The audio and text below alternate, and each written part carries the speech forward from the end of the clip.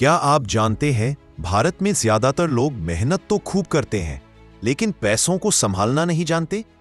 कितनी ही बार ऐसा होता है कि महीने के आखिर तक सैलरी खत्म हो जाती है, ईएमआई का बोझ बढ़ जाता है और सेविंग्स नाम की चीज हाथ ही नहीं आती। यही फर्क है पैसा कमाने और पैसे को सही तरह से मैनेज करने में। पैसा कमाना आसान है, लेकिन उसे बचाना और बढ़ाना ही असली कला है।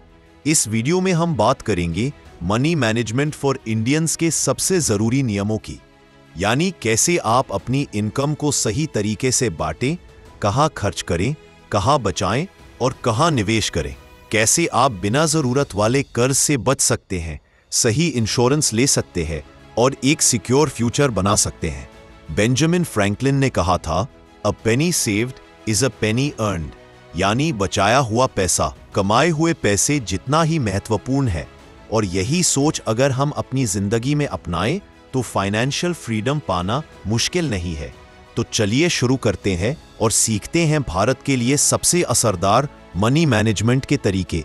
पॉइंट 1, बजट बनाना और खर्च पर कंट्रोल। पैसा कमाना जितना जरूरी है, उसे सही तरीके से खर्च करना और बचाना उतना ही जरूरी है।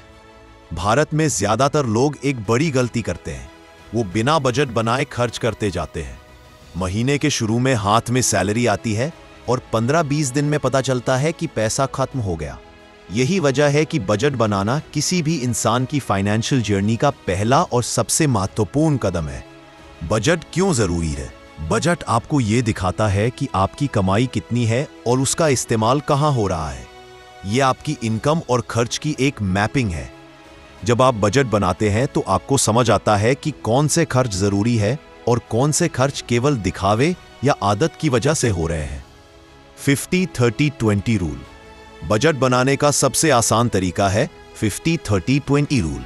मतलब 50% इनकम जरूरी खर्चों पर, जैसे घर का किराया, बिजली, खाना, बच्चों की पढ़ाई।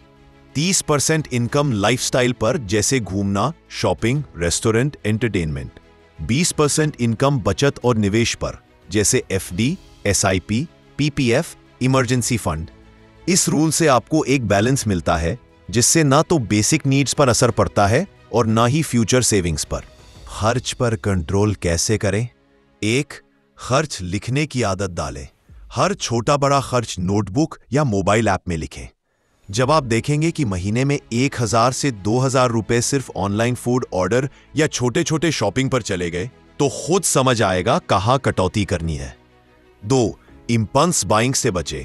बिना सोचे समझे खरीदारी मत करें। अगर कुछ खरीदना है तो 24 घंटे इंतजार करें। अक्सर लगता है जरूरत है, पर असल में नहीं होती। 3, कैश एनवेलप मेथड अपनाएं। महीने के अलग अलग खर्चों के लिए लिफाफों में कैश अलग अलग रख दें, जैसे किराना के लिए अलग, ट्रैवल के लिए अलग। इससे ओवर स्पेंडिंग रोका जा सकता है। नतीजा, जब आप बजट और खर्च पर कंट्रोल करना सीख जाते हैं तो फाइनेंशियल स्ट्रेस कम हो जाता है। आपको हमेशा पता रहता है कि पैसा कहां है और कहां जाना चाहिए। यही फाइनेंशियल स्टेबिलिटी की पहली सीढ़ी है। पॉइंट 2, इमरजेंसी फंड तैयार करना। इमरजेंसी फंड का मतलब है ऐसा फंड जिसे आप केवल आपातकालीन स्थितियों में इस्तेमाल करें। भारत में ज्यादातर लोग यही गलती करते हैं कि उनके पास कोई अलग से पैसा सुरक्षित नहीं होता।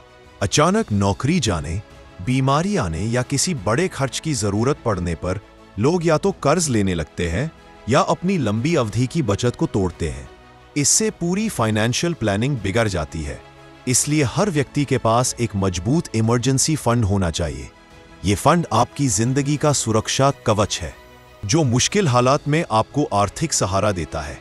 इमरजेंसी फंड बनाने का सबसे आसान तरीका है कि पहले तय करें कि आपके घर का मासिक खर्च कितना है। जैसे अगर आपके परिवार का खर्च 30,000 रुपए है, तो कम से कम 1.5 से 2 लाख रुपए इमरजेंसी फंड में होने चाहिए। यानी कम से कम 6 महीने के बराबर खर्च का पैसा आपके पास अलग से सुरक्षित रहना चाहिए। इसे bank saving account, fix deposit या लिक्विड म्यूचुअल फंड जैसे ऐसे साधनों में रखें जहां से जरूरत पड़ने पर पैसा तुरंत निकाला जा सके। इमरजेंसी फंड को कभी भी खर्च करने के लिए इस्तेमाल नहीं करना चाहिए। यह पैसा किसी गैजेट खरीदने, ट्रैवल करने या लग्जरी खर्चों के लिए नहीं है।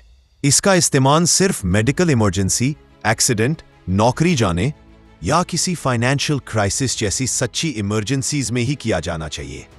कई बार लोग सोचते हैं कि हेल्थ इंश्योरेंस या लाइफ इंश्योरेंस होने से इमरजेंसी फंड की जरूरत नहीं है, लेकिन सच ये है कि इंश्योरेंस सिर्फ कुछ स्पेसिफिक एक्सपेंसेस को कवर करता है, जबकि इमरजेंसी फंड हर तरह की जरूरत के लिए तुरंत उपलब्ध कैश देता है।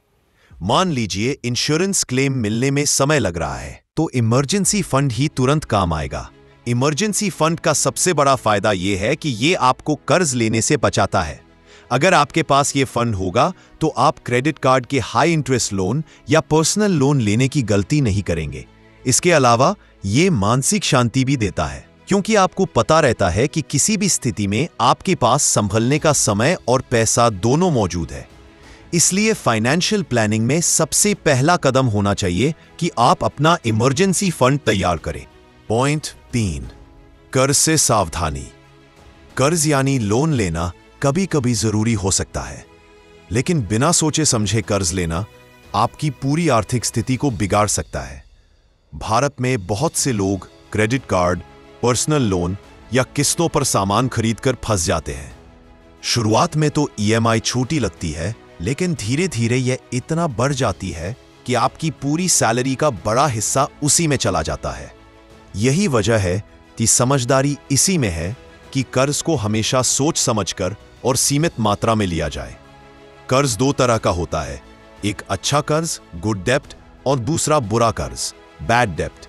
अच्छा कर्ज वो होता है जो आपके भविष्य को बेहतर बनाने में मदद करे, जैसे घर खरीदने के लिए होम लोन, पढ़ाई के लिए एजुकेशन लोन या बिजनेस शुरू करने के लिए लोन। ये कर्ज लंबे समय में आपके लिए फायदे का सौदा बन सकते हैं। दूसरी तरफ बुरा कर्ज वो है जिसे आप सिर्फ लाइफस्टाइल या दिखावे के लिए लेते हैं, जैसे महंगा मोबाइल, गाड़ी या अननेसेसरी शॉपिंग के लिए पर्सनल लोन या क्रेडिट कार्ड का इस्तेमाल। ऐसे कर्ज आपकी संपत्ति बढ़ाने के बजाय आपकी कमाई खा जाते हैं। कर्ज से बचने का सबसे अच्छा तरीका है कि आप हमेशा अपने खर्चों को अपनी आय के हिसाब से रखें। अगर आपको कोई सामान चाहिए तो कोशिश करें कि उसे ईएमआई पर लेने के बजाय पहले पैसे जोड़कर खरीदें। क्रेडिट कार्ड का इस्तेमाल करते समय सिर्फ उतना ही खर्च करें जितना आप महीने के अंत में पूरा चुका सकें। अगर आप केवल मिनिमम पेमेंट करते रहेंगे तो इंटरेस्ट और चार्जेस बढ़ते जाएंगे और कर्ज का बोझ दुगुना हो जाएगा। अगर आपके पास पहले से कर्ज है तो प्रायोरिटी के साथ उसे चुकाने की योजना बनाएं। सबसे पहले हाई इंटरेस्ट लोन जैसे क्रेडिट कार्ड और पर्सनल लोन को खत्म करें। उसके बाद लंबे समय वाले लोन जैसे होम लोन पर ध्यान दें। कोशिश करें कि समय समय पर एक्स्ट्रा पेमेंट करके कर्ज जल्दी खत्म करें। याद रखिए, कर्ज से ज्यादा खतरनाक कोई जाल नहीं होता। ये धीरे धीरे आपकी फाइनेंशियल फ्रीडम को खत्म कर देता है और आपको हमेशा तनाव में रखता है।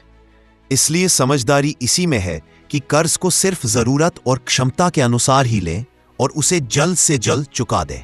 पॉइंट 4, सही इंश्योरेंस लेना। भारत में ज्यादातर लोग इंश्योरेंस को इन्वेस्टमेंट समझने की गलती करते हैं, लेकिन असलियत यह है कि इंश्योरेंस का मतलब है फाइनेंशियल सिक्योरिटी। यानी जब आपके साथ कोई दुर्घटना, बीमारी या अप्रत्याशित घटना हो तो आपके परिवार को पैसों की चिंता न करनी पड़े। इंश्योरेंस आपको और आपके परिवार को मुश्किल समय में आर्थिक सहारा देता है। सबसे पहले जरूरी है लाइफ इंश्योरेंस।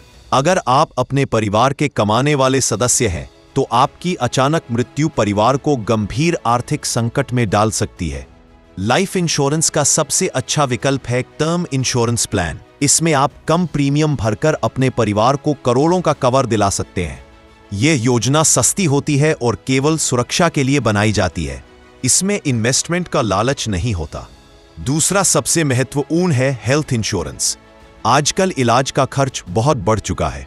एक बड़ी बीमारी या एक्सीडेंट आपके सालों की सेविंग्स खत्म कर सकता है। हेल्थ इंश्योरेंस से आपके मेडिकल बिल्स कवर हो जाते हैं और आपको अपनी बचत तोड़नी नहीं पड़ती। परिवार के सभी सदस्यों को कवर करने वाला फैमिली फ्लोटर प्लान एक अच्छा विकल्प है। इसके अलावा अगर आप गाड़ी चलाते हैं तो मोटर इंश्योरेंस जरूरी है। यह न केवल कानूनी रूप से आवश्यक है, बल्कि एक्सीडेंट या डैमेज की स्थिति में आपके बड़े फाइनेंशियल नुकसान से बचाता है। बहुत से लोग ULIP इंडाउमेंट पॉलिसी या मनी बैक प्लान जैसे इंश्योरेंस प्रोडक्ट्स खरीदते हैं। इन योजनाओं में इंश्योरेंस और इन्वेस्टमेंट दोनों को मिला दिया जाता है। नतीजा यह होता है कि आपको न तो सही इंश्योरेंस मिलता है और न ही अच्छा इन्वेस्टमेंट रिटर्न। इसलिए हमेशा इंश्योरेंस और इन्वेस्टमेंट को अलग रखें। इंश्योरेंस सिर्फ सुरक्षा के लिए लें और इन्वेस्टमेंट म्यूचुअल फंड में, पीपीएफ या अन्य साधनों में करें। इंश्योरेंस लेते समय यह भी ध्यान रखें कि नॉमिनी सही व्यक्ति का नाम हो और पॉलिसी की टर्म्स और एक्सक्लूजन्स को अच्छे से पढ़ें। सही इंश्योरेंस प्लान आपके परिवार के लिए एक सुरक्षा कवच है जो उन्हें फाइनेंशियल स्ट्रेस से बचाता है। संक्षेप में, सही इंश्योरेंस लेना फाइनेंशियल प्लानिंग की नींव है। यह आपको यह भरोसा देता है कि किसी भी मुसीबत में आपका परिवार सुरक्षित रहेगा। पॉइंट 5, निवेश यानी इन्वेस्टमेंट की आदत। सिर्फ कमाना और बचाना ही काफी नहीं है। असली वित्तीय स्वतंत्रता पाने के लिए निवेश करना जरूरी है। निवेश यानी आपके पैसों को आपके लिए काम पर लगाना। जब आप पैसा निवेश करते हैं तो समय के साथ साथ उस पर ब्याज या रिटर्न मिलता है, जिसे कंपाउंडिंग कहा जाता है। यही कंपाउंडिंग आपको लंबे समय में अमीर बना सकती है। भारत में ज्यादातर लोग पैसा केवल बचत खाते या फिक्स्ड डिपॉजिट में रखते हैं। हालांकि यह सुरक्षित है, लेकिन इसमें रिटर्न बहुत कम मिलता है और महंगाई, इन्फ्लेशन आपकी बचत की असली कीमत घटा देती है। इसलिए निवेश ऐसे साधनों में होना चाहिए जहां आपका पैसा बढ़े और महंगाई से ज्यादा रिटर्न दे। निवेश का सबसे अच्छा तरीका है म्यूचुअल फंड्स में SIP, सिस्टमैटिक इन्वेस्टमेंट प्लान। इसमें आप हर महीने थोड़ी थोड़ी राशि निवेश करते हैं और लंबे समय में बड़ा कॉर्पस तैयार कर सकते हैं। SIP की खासियत यह है कि यह डिसिप्लिन लाता है और आपको छोटे छोटे निवेश से बड़ा फायदा मिलता है। इसके अलावा इंडेक्स फंड्स भी एक अच्छा और सुरक्षित विकल्प है, क्योंकि ये पूरे बाजार में निवेश करके रिस्क को कम करते हैं। इसके अलावा भारतीय परिवारों में गोल्ड और रियल एस्टेट में निवेश की परंपरा रही है। गोल्ड इन्फ्लेशन हेज का काम करता है, यानी महंगाई से बचाता है। रियल एस्टेट भी लंबे समय में अच्छा रिटर्न दे सकता है, लेकिन इसमें लिक्विडिटी की समस्या रहती है, यानी जरूरत पड़ने पर इसे तुरंत कैश में बदलना मुश्किल होता है। निवेश करते समय सबसे जरूरी बात यह है कि सारे पैसे एक ही जगह न लगाएं। इसे डाइवर्सिफिकेशन कहते हैं, यानी इक्विटी, डेट, गोल्ड और रियल एस्टेट सब जगह थोड़ा थोड़ा निवेश करें। इससे रिस्क कम होता है और रिटर्न्स स्टेबल रहते हैं। याद रखिए, निवेश करने का सबसे अच्छा समय था 10 साल पहले और दूसरा सबसे अच्छा समय है आज। जितनी जल्दी आप शुरू करेंगे उतना ज्यादा कंपाउंडिंग का फायदा मिलेगा। इसलिए आज से ही निवेश की आदत डालें और अपने पैसों को आपके लिए काम करने दें। Point 6, retirement planning. दुनिया का हर इंसान अपने रिटायरमेंट के बाद शांत और सुरक्षित जीवन जीना चाहता है, लेकिन सच यह है कि भारत में बहुत से लोग रिटायरमेंट के लिए पहले से तैयारी नहीं करते। ज्यादातर लोग ये सोचते हैं कि जब समय आएगा तब देख लेंगे या फिर बच्चों पर निर्भर रहेंगे। यही सबसे बड़ी गलती है। रिटायरमेंट के बाद आपकी नियमित आय बंद हो जाती है, लेकिन खर्च कभी खत्म नहीं होते, बल्कि उम्र बढ़ने के साथ मेडिकल खर्च और भी ज्यादा बढ़ जाते हैं। इसलिए रिटायरमेंट प्लानिंग जिंदगी का एक अहम हिस्सा है। रिटायरमेंट प्लानिंग का पहला नियम है कि इसे जितनी जल्दी शुरू करेंगे उतना बेहतर रहेगा। अगर आप 25 या 30 साल की उम्र में निवेश शुरू करते हैं तो कंपाउंडिंग की ताकत से आपका पैसा कई गुना बढ़ जाएगा। उदाहरण के लिए, अगर आप हर महीने केवल 5,000 रुपए निवेश करते हैं और 12% रिटर्न मिलता है तो 30 साल बाद यह करोड़ों में बदल सकता है। वहीं अगर आप 40 साल की उम्र में शुरू करते हैं तो आपको वही कॉर्पस बनाने के लिए 3 गुना ज्यादा निवेश करना पड़ेगा। रिटायरमेंट प्लानिंग के लिए कई बेहतरीन विकल्प मौजूद है। EPF, एम्प्लॉई प्रोविडेंट फंड, और PPF, पब्लिक प्रोविडेंट फंड सबसे सुरक्षित साधन है। इसके अलावा NPS, नेशनल पेंशन सिस्टम एक अच्छा विकल्प है जो आपको टैक्स सेविंग और रिटायरमेंट दोनों का फायदा देता है। अगर आप लंबी अवधि के लिए इक्विटी म्यूचुअल फंड्स या इंडेक्स फंड्स में निवेश करते हैं तो भी आप बड़ा कॉर्पस बना सकते हैं। एक और जरूरी बात है कि रिटायरमेंट फंड को कभी भी बीच में खर्च करने के लिए इस्तेमाल न करें। बहुत से लोग PPF या EPF का पैसा किसी शादी या घर खरीदने में लगा देते हैं। इससे रिटायरमेंट के समय पैसा कम पड़ जाता है। रिटायरमेंट प्लानिंग का मतलब केवल पैसा बचाना नहीं है, बल्कि ये सोचना भी है कि रिटायरमेंट के बाद आपको कितनी मंथली इनकम चाहिए। इसके लिए आप सिस्टमैटिक विड्रॉल प्लान SWP का इस्तेमाल कर सकते हैं, जिससे आपको हर महीने तय रकम मिलती रहेगी। संक्षेप में, रिटायरमेंट की तैयारी को नजरअंदाज करना सबसे बड़ी फाइनेंशियल गलती है। अगर आप अभी से तैयारी करते हैं तो भविष्य में आर्थिक तनाव से बच सकते हैं और आराम से जिंदगी का आनंद ले सकते हैं। पॉइंट 7, फाइनेंशियल डिसिप्लिन और माइंडसेट। पैसा कमाना आसान हो सकता है, लेकिन उसे संभालना और बढ़ाना असली कला है। यही फाइनेंशियल डिसिप्लिन और सही माइंडसेट की भूमिका है। कई लोग अच्छी आय होने के बावजूद पैसों की कमी महसूस करते हैं, और इसका मुख्य कारण होता है वित्तीय अनुशासन की कमी।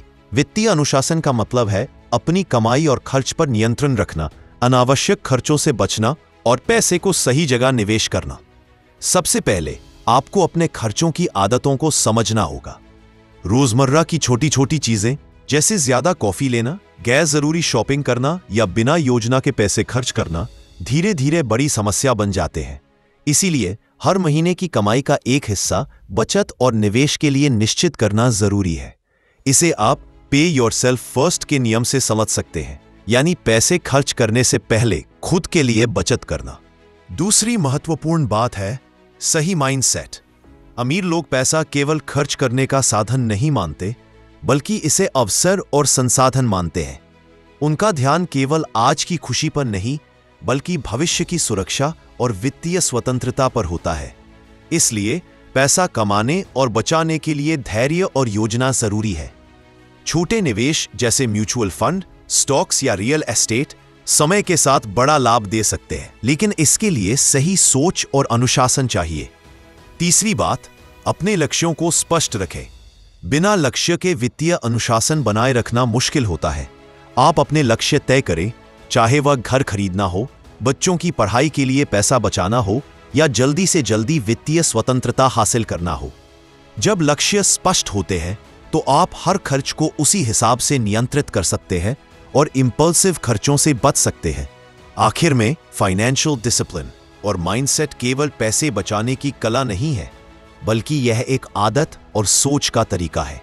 यह आपको पैसे के साथ समझदारी से फैसले लेने की शक्ति देता है। छोटे छोटे कदम जैसे बजट बनाना, निवेश करना और खर्चों पर नियंत्रण रखना समय के साथ बड़ी संपत्ति और आर्थिक सुरक्षा का रास्ता खोलते हैं। याद रखें, पैसा आपकी सोच और अनुशासन का आईना है। सही माइंडसेट और अनुशासन से आप न सिर्फ आज के खर्चों को नियंत्रित कर सकते हैं, बल्कि आने वाले कल के लिए भी मजबूत वित्तीय आधार तैयार कर सकते हैं। दोस्तों, आज हमने देखा कि पैसे कमाना केवल मेहनत करने से नहीं होता। असली कला है सही सोच, योजना और अनुशासन। चाहे वह बचत की आदतें हों, स्मार्ट निवेश, रिटायरमेंट प्लानिंग या फाइनेंशियल डिसिप्लिन, ये सभी मिलकर आपकी आर्थिक यात्रा को आसान और सुरक्षित बनाते हैं। सफल लोग सिर्फ आज के पैसे की चिंता नहीं करते, उनका फोकस लंबी अवधि पर होता है। आज की छोटी छोटी बचत, सही फैसले और सही निवेश कल बड़ी संपत्ति में बदल सकते हैं। इसलिए माइंडसेट बहुत जरूरी है। पैसा केवल खर्च करने की चीज नहीं, बल्कि अवसर और सुरक्षा का साधन है। याद रखें, फाइनेंशियल डिसिप्लिन और माइंडसेट ही आपकी सबसे बड़ी ताकत है। बिना सही सोच और अनुशासन के ज्यादा कमाई भी तनाव और असुरक्षा ला सकती है। लेकिन जब आप हर पॉइंट को समझकर लागू करते हैं, जैसे बजट बनाना, खर्चों पर नियंत्रण रखना, निवेश करना, पैसिव इनकम के विकल्प तलाशना और अपने लक्ष्यों को तय करना, तो आप न सिर्फ आर्थिक रूप से मजबूत बनते हैं, बल्कि मानसिक रूप से भी आत्मविश्वासी और स्वतंत्र बनते हैं। दोस्तों, पैसे की समझ और अनुशासन केवल आज की समस्याओं का हल नहीं है। यह आपके भविष्य को सुरक्षित, खुशहाल और फाइनेंशियली इंडिपेंडेंट बनाने का रास्ता है। छोटी छोटी आदतें, सही सोच और लगातार सीखने का जज्बा आपको एक स्मार्ट, सक्सेसफुल और स्ट्रेस फ्री जीवन की ओर ले जाता है। तो याद रखें, पैसा केवल कमाई का जरिया नहीं, यह आपकी सोच और अनुशासन का आईना है। इसे समझदारी से संभालिए, सही दिशा में निवेश कीजिए और सफलता और आर्थिक स्वतंत्रता निश्चित है।